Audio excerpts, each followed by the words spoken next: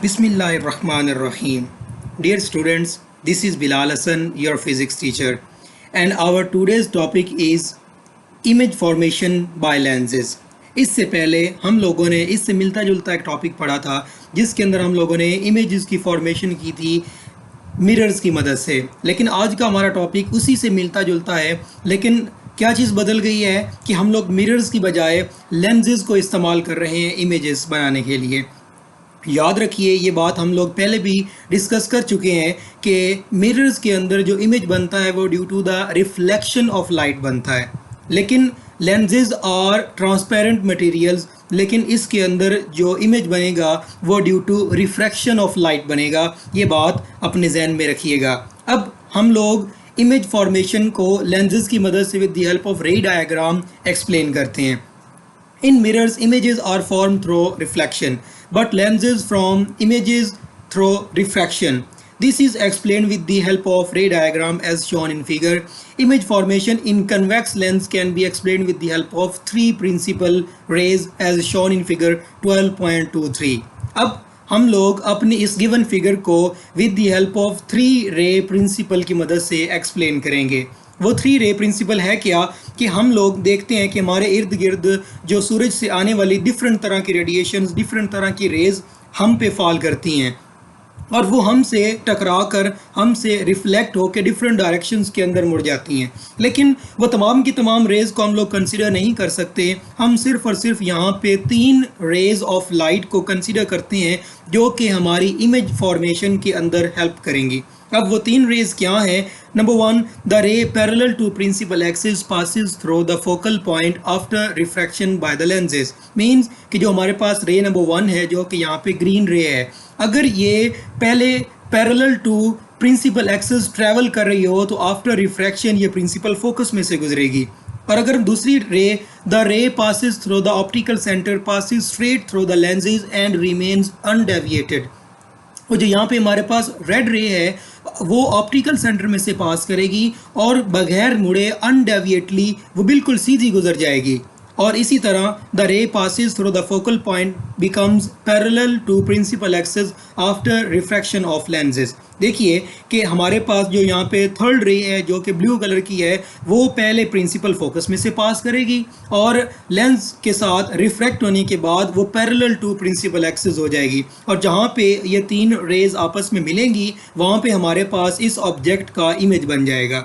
अब हम इस तीनों की तीनों रेज को एक बार फिर से एक्सप्लेन करते हैं। अब इस बात को अपने जहन में अच्छी तरह से बिठा लीजिए कि वो रे ऑफ लाइट जो कि रिफ्रैक्ट होने से पहले प्रिंसिपल एक्सिस के साथ पैरेलल तौर पे ट्रैवल कर रही थी, तो इसका मतलब कि वो रिफ्रैक्ट होने के बाद प्रिंसिपल फोकस में से गुजरेगी। और जो रिफ्रैक्ट होने से पहले प्रिंसिपल फोकस में से गुजर रही थी वो रिफ्रैक्ट होने के बाद parallel to principal axis travel करेगी। और जो डायरेक्टली तौर पे ऑप्टिकल सेंटर पे फॉल कर रही थी वो बगैर मुड़े, बगैर रिफ्रैक्ट हुए बिल्कुल सीधी गुजर जाएगी। और जहाँ पे ये तीन रेज आपस में मिलेगी वहाँ पे हमारे पास इस ऑब्जेक्ट का इमेज बन जाएगा। अब ये इमेज किस तरह का होगा? क्या ये बड़ा इमेज होगा? ये क्या छोटा इमेज होगा? क्या ये इन्वर्टेड होगा? क्या ये इरेक्टेड होगा? क्या ये स्मॉलर होगा? ये तमाम की तमाम कैरेक्टरिस्टिक्स अब हम वन बाय वन करके with the help of object हम लोग स्टडी करते हैं। हम अपने ऑब्जेक्ट को मूव करेंगे और उस मूवमेंट की मदद से जो हमारा इमेज है उसकी लोकेशन, उसका साइज़, उसकी नेचर, उसकी की तमाम प्रॉपर्टीज़ चेंज होती जाएंगी। तो लेट्स सपोज हम सबसे पहले रे number one, diagram number one को एक्सप्लेन करते हैं। अब देखिए कि हमारे पास एक कन्वेक्स लेंस है और कन्वेक्स लेंस का जो सेंटर है वो ऑप्टिकल सेंटर कहलाता है और ऑप्टिकल सेंटर से जो प्रिंसिपल फोकस तक का पॉइंट है वो फोकल लेंथ कहलाएगा। और अगर इस हम फोकल लेंथ को डबल कर दें तो हमारे पास वो 2f कहलाएगा। सेम इन द केस हम इसको राइट साइड पे भी ड्रा करेंगे और लेफ्ट साइड के ऊपर भी ड्रा करेंगे। अब यहाँ पे हम लोग अपनी फर्स्ट डायग्राम को स्टडी कर रहे हैं कि when our object is beyond 2f, कि हम लोगों ने अपने ऑब्जेक्ट को 2f से पहले रखा तो हमारे पास जो इमेज है वो किस तरह का और कहाँ पे बनेगा? When we put our object beyond 2f then image will be formed in between f and 2f। कि जब हम अपने ऑब्जेक्ट को 2f से पहले रखेंगे तो हमारा जो इमेज है वो f एंड 2f के दरमियान बनेगा। वो इरेक्टेड नहीं होगा, वो इन्वर्टेड होगा। इन्वर्टेड का मतलब कि वो उल्टा होगा। और वो रियल इमेज कहलाएगा। और जो तीसरी सबसे इम्पोर्टेंट बात कि जो हमारा ऑब्जेक्ट है वो हमारे पास लार्जर है, लेकिन जो हमारा इमेज है वो उस ऑब्जेक्ट की निस्बत स्मॉलर बनेगा। ये कब बनेगा? जब हम अपने ऑब्जेक्ट को बियॉन्ड 2f रखेंगे। लेकिन जैसे जैसे हम अपने ऑब्जेक्ट को अपने प्रिंसिपल फोकस की तरफ या फिर लेंस के करीब लाते जाएंगे तो इसी तरह जो इमेज का साइज़ है वो भी बड़ा होता जाएगा। तो हम अपनी डायग्राम नंबर 2 के अंदर जो हमारा ऑब्जेक्ट है उसको बियॉन्ड 2f की बजाय अगर हम 2f पे प्लेस करते हैं, जैसा कि हमारी इस गिवन फिगर के अंदर दिखाया गया है, हम लोगों ने अपना ऑब्जेक्ट 2f पे प्लेस किया। अगर हम अपने ऑब्जेक्ट को 2f पे प्लेस करेंगे तो हमारा इमेज भी 2f पे बनेगा। अब वो साइज़ के अंदर बिल्कुल उतना ही होगा जितना कि हमारा ऑब्जेक्ट है। तो हम इसकी प्रॉपर्टीज़ को स्टडी करते हैं। When we put our object at 2f then image will be formed at 2f, that image will be real, inverted and same size of the object. अब ये तो थी कि अगर हम लोग अपनी ऑब्जेक्ट को 2f पे रखते हैं, लेकिन अगर हम अपने ऑब्जेक्ट को 2f से भी आगे लेकर आ जाते हैं, मींस कि अगर हम लोग अपने ऑब्जेक्ट को इन बिटवीन f एंड 2f रखते हैं तो फिर हमारा जो इमेज है वो किस नौइयत का बनेगा? आइए देखते हैं। In diagram number C, when we put our object in between f and 2f then our image will be formed beyond 2f। याद रखिए कि अगर हम अपने ऑब्जेक्ट को बियॉन्ड 2f रखेंगे तो इमेज f एंड 2f के बीच में बनेगा, इन बिटवीन f एंड 2f। और अगर हम अपने ऑब्जेक्ट को f एंड 2f के बिटवीन रखेंगे तो हमारे पास जो इमेज है वो बियॉन्ड 2f बनेगा। उसकी नेचर क्या होगी कि when we put our object in between f and 2f then image is beyond 2f which is real, inverted and larger as that object. मतलब हमारा जो इमेज है वो अपने ऑब्जेक्ट की निस्बत बड़ा बनेगा। लेकिन जैसे जैसे हम अपने ऑब्जेक्ट को लेंस की और करीब लाते जा रहे हैं, अब हम अपनी नेक्स्ट डायग्राम डी के अंदर अपने ऑब्जेक्ट को 2f और f की बजाय हम f के ऊपर प्लेस करते हैं। तो क्या होगा कि जब हम अपने ऑब्जेक्ट को f के ऊपर प्लेस करेंगे तो इसका मतलब कि जो तमाम की तमाम रेज ऑफ लाइट हैं वो parallel to principal focus travel करेंगी। तो इसका मतलब कि ये रेज ऑफ लाइट किसी भी मकाम पे जाके आपस में मीट नहीं होंगी, किसी भी मकाम पे ये आपस में कन्वर्ज नहीं होंगी। तो जब ये रेज ऑफ लाइट कन्वर्ज नहीं होंगी तो इसका मतलब यहाँ पर इमेज भी नहीं बनेगा।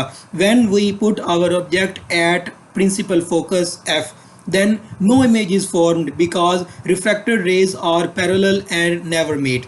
and our last diagram in E कि हम अपने ऑब्जेक्ट को f से भी आगे रखें, मीन्स कि ऑप्टिकल सेंटर और f के दरमियान में किसी भी जगह पे रखें, तो फिर हमारा इमेज किस तरह का बनेगा? When we put our object between optical center and principal focus f then our image will be virtual and beyond f। इसका मतलब क्या होगा कि जब हम अपने ऑब्जेक्ट को ऑप्टिकल सेंटर और प्रिंसिपल फोकस के बीच में रखेंगे तो image is behind the object, virtual, erected and larger as that of object. तो इसका मतलब कि जो इमेज है वो हमेशा राइट साइड पे बना करते थे, लेकिन इस केस के अंदर जो इमेज है वो लेफ्ट साइड पे बना है। तो इसका मतलब कि अगर हमारा ऑब्जेक्ट भी लेफ्ट साइड के ऊपर रखा गया हो और हमारा इमेज भी लेफ्ट साइड पर बने तो इसका मतलब कि वो वाला इमेज जो है वो रियल नहीं होगा बल्कि वर्चुअल कहलाएगा। और बाकी तमाम की तमाम केसेस के अंदर जो हमारा इमेज था वो इन्वर्ट आ रहा था, मीन्स कि वो इमेज उल्टा बन रहा था। लेकिन इस केस के अंदर जो हमारा इमेज है वो इरेक्टेड है, वो सीधा है। और बाकी तमाम की तमाम केसेस के अंदर जो इमेज का साइज़ है वो बढ़ रहा था जैसे जैसे हम लोग अपने ऑब्जेक्ट को 2f से अपने ऑप्टिकल सेंटर के करीब ला रहे थे, अपने लेंस के करीब ला रहे थे। और जैसे ही हम अपने ऑब्जेक्ट को ऑप्टिकल सेंटर और प्रिंसिपल फोकस के बीच में ला के रख देते हैं तो हमारा इमेज जो है वो बहुत बड़ा बनता है।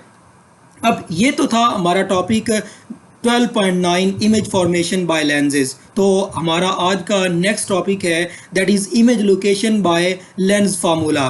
इससे पहले हम लोगों ने यही टॉपिक मिरर्स के टॉपिक में भी पढ़ा है, that is image location by mirrors equation, by mirrors formula.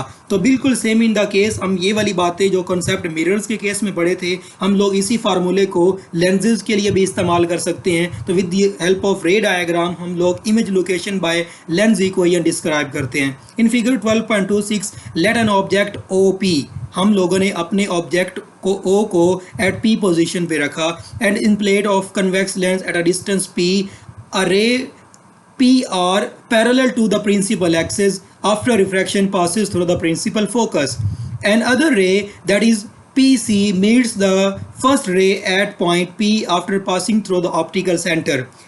हम लोग पिछले तमाम के तमाम जो डायग्राम्स थे उनके अंदर 3 रे डायग्राम एक्सप्लेन कर रहे थे, लेकिन यहाँ पे हमारी बुक के अंदर 2 रे डायग्राम बनी पड़ी है, तो इसलिए परेशान होने की ज़रूरत नहीं है। जहाँ पे ये 2 रेज आपस में मिल रही हैं, अगर हम तीसरी रे ऑफ लाइट को भी बनाएं जो कि प्रिंसिपल फोकस में से पास करे और रिफ्रैक्ट होने के बाद वो पैरेलल टू प्रिंसिपल एक्सिस करे, तो इसका मतलब वो भी पॉइंट पी पर ही मीट करेगी।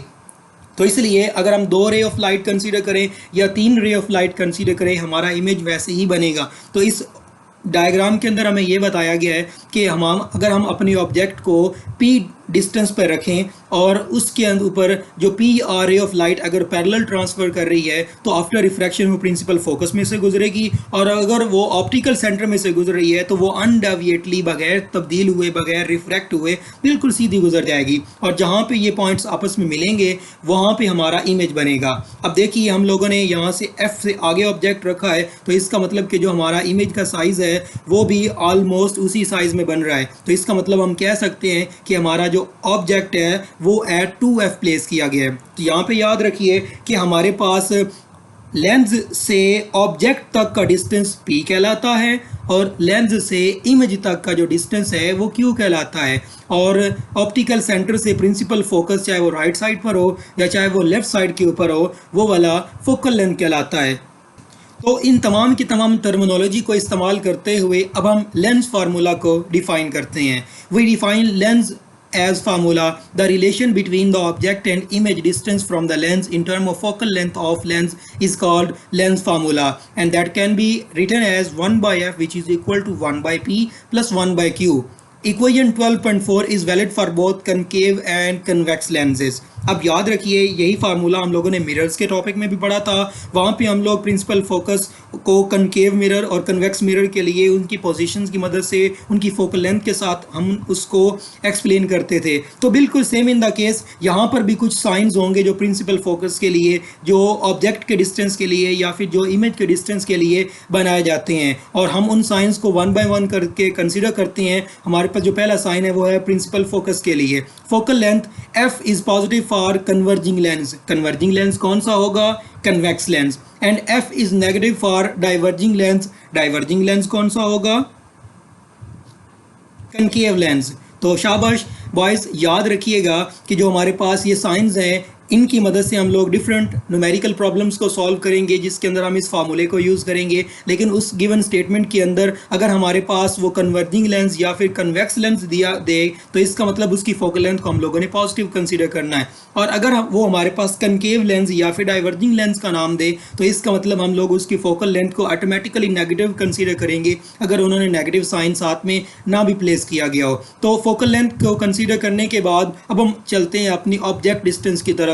तो याद रखिए कि हम अपने ऑब्जेक्ट को हमेशा और हमेशा लेफ्ट साइड के ऊपर प्लेस करते हैं। तो जो ऑब्जेक्ट डिस्टेंस P है वो पॉजिटिव होगा अगर हम अपने ऑब्जेक्ट को लेफ्ट साइड पे प्लेस करें, और यहाँ पर जो ऑब्जेक्ट है वो रियल ऑब्जेक्ट कहलाएगा। तो सिमिलरली अगर हम अपने ऑब्जेक्ट को राइट साइड के ऊपर प्लेस करें तो इसका मतलब कि उस वक्त जो हमारे ऑब्जेक्ट डिस्टेंस होगा वो नेगेटिव कंसीडर किया जाएगा, और वो वाला जो ऑब्जेक्ट है वो वर्चुअल ऑब्जेक्ट कंसीडर किया जाएगा। तो same in the case object distance की तरह हम लोग कंसीडर करते हैं इमेज डिस्टेंस को।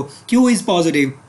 हम लोगों ने अपनी गिवन ऊपर तमाम के तमाम डायग्राम्स में देखा सिवाय एक के जो हमेशा हमेशा ऑब्जेक्ट लेफ्ट साइड पे प्लेस किया गया है। तो लेफ्ट साइड पे प्लेस करने का मतलब यहाँ पे जो P है जो ऑब्जेक्ट का डिस्टेंस है वो पॉजिटिव है, और तमाम के तमाम केसेस सिवाय एक के हम लोगों ने देखा कि जो इमेज है वो हमेशा राइट साइड पे बनता है। तो इसका मतलब कि अगर इमेज राइट साइड पे बने तो इसका मतलब Q विल बी पॉजिटिव, और अगर इमेज लेफ्ट साइड पे बने जैसा कि हमारे पास इस लास्ट डायग्राम के अंदर दिखाया गया था, हमारे पास जो इमेज था वो भी लेफ्ट साइड पे बन रहा था जिधर हम लोगों ने ऑब्जेक्ट को प्लेस किया था। तो इसका मतलब कि ये वाला जो इमेज होगा वो उसके लिए Q की वैल्यू नेगेटिव होगी, और इस तरह के इमेज हमारे पास क्या कहलाएगा? Virtual image. तो जिस तरह हम लोगों ने लेफ्ट साइड के ऊपर ऑब्जेक्ट को रियल कंसीडर किया तो इसी तरह राइट साइड के ऊपर जो हमारे पास इमेज है उसको हम लोग रियल कंसीडर करेंगे। तो सिमिलरली ये तमाम के तमाम टर्मिनोलॉजी हम लोग मिरर्स के टॉपिक्स के अंदर भी कंसीडर करते आ रहे हैं। तो आई होप सो कि आप लोगों को आज का टॉपिक मिरर्स के साथ रिलेट करके याद करने में